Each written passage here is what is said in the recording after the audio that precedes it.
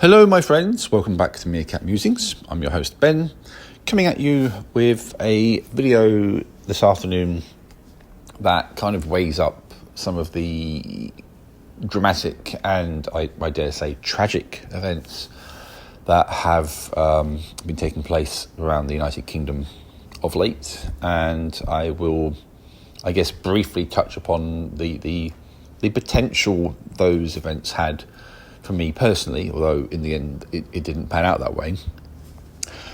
There was, as anyone who follows the news will be aware, an attack in the town of Southport where someone, for reasons known only to them, stabbed several young girls and sadly killed three of them.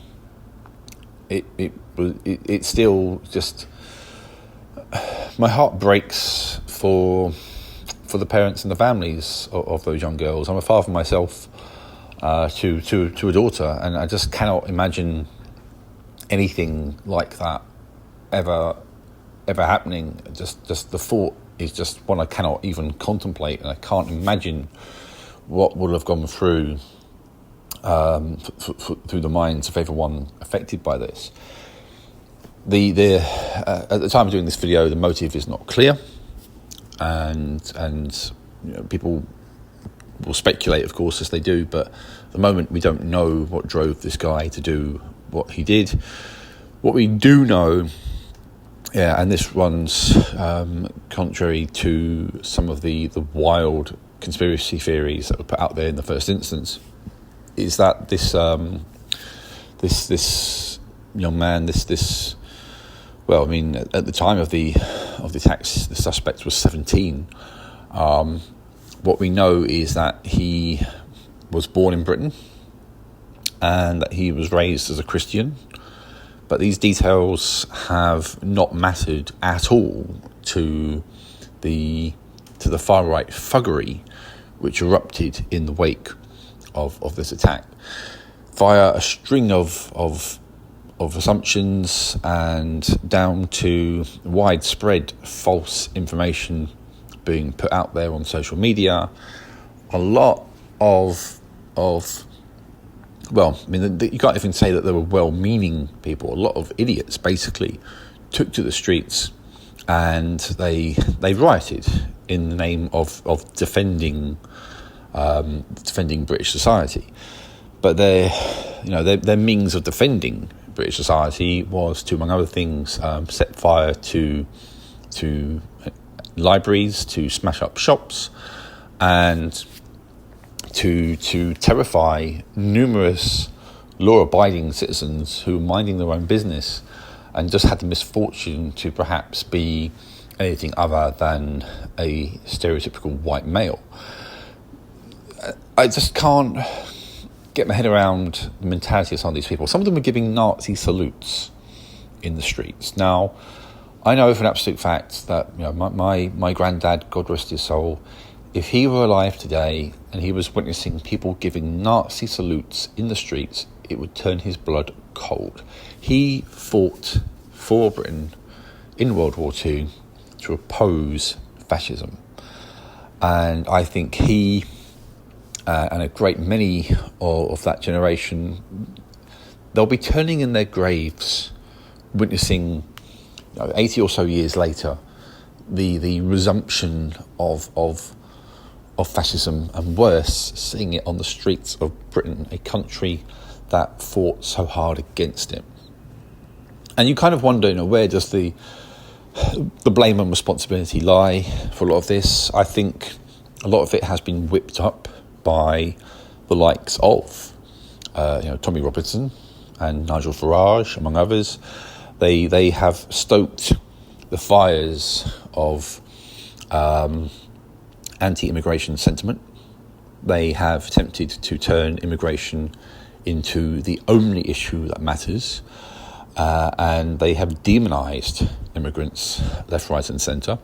Nigel Farage will preach about how immigrants are staying in luxury hotels and that kind of thing, at the expense of the hard-working British public, while he himself, of course, lives a life of relative luxury and doesn't actually work very much at all. He should be an MP for Clacton, but from what I can gather, he spends most of his time buggering off to America to support his buddy Trump, only, of course, to actually not even be wanted out there, which is rather ironic.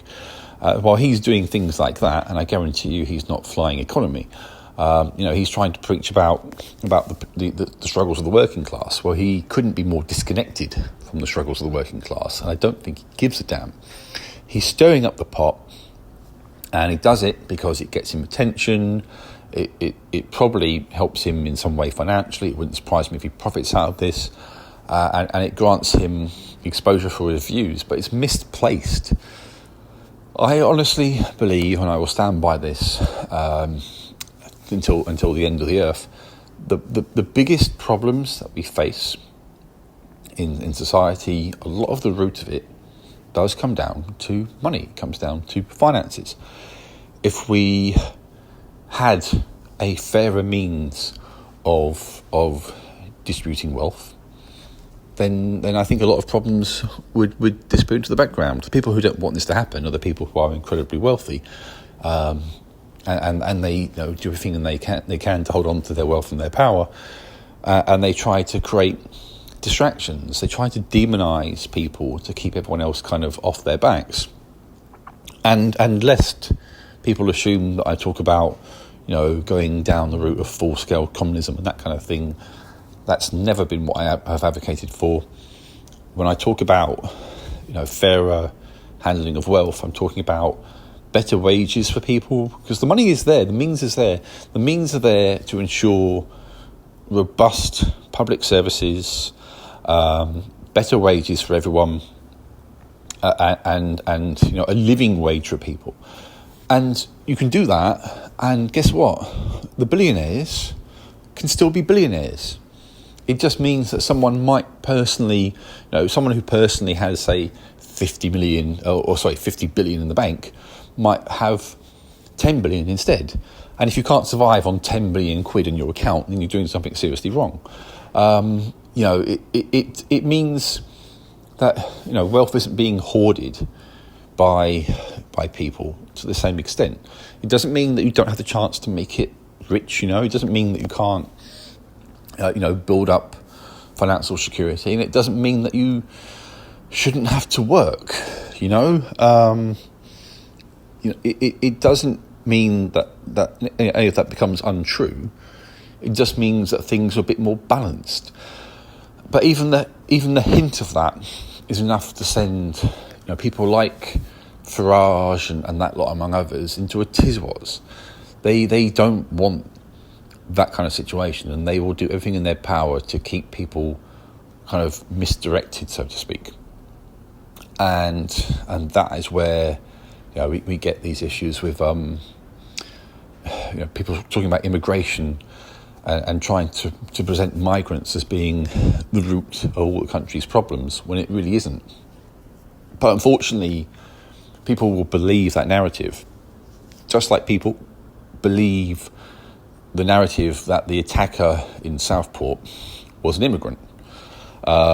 We've seen people try to set fire to hotels that were housing immigrants. They had no regard for human life in that instance. In theory, they're protesting and they're angry about the murder of these 3 young girls, and I understand people being angry about that. But to then go and then throw bricks at people, at police officers, to destroy people's livelihoods, that's not a display of anger. Those are displays of hatred, and it's misdirected, misplaced, and unfortunately it's proven to be very easy to manipulate a lot of these people on the far right into these actions. I mentioned earlier on about the possibility of a personal impact upon myself. There were rumours about something going on in my hometown at the weekend. However, I think because there'd been rumours for several days, the police naturally, of course, cottoned on to this, and I think a lot of people kind of took the preemptive decision to avoid the town centre, among other places.